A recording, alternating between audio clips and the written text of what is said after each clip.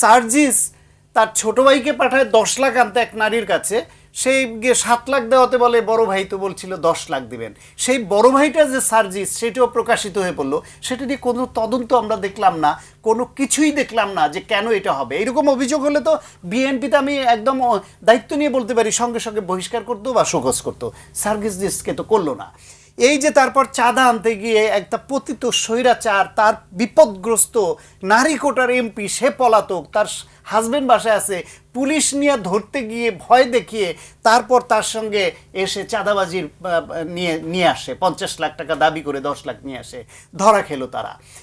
সারা দেশে সদ্য গঠিত 1 বছর হয় না এই দলটি হয়েছে, 6-7 মাস বয়সী একটা দল, তাদের ছাত্র সংগঠন যারা রক্ত দিয়ে দেশকে স্বাধীন করায় ভূমিকা রেখেছে, সেই সংগঠনের ছাত্র সংগঠন সারা দেশে কার্যক্রম স্থগিত রাখতে হয়।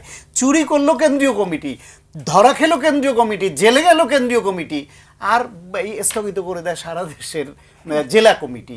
কেন্দ্রীয় কমিটি চোররা বহাল থাকবে, চোরদের যারা লালন পালন কর্তা তারা বহাল থাকবে, আর সারা দেশে স্থগিত করে দিল।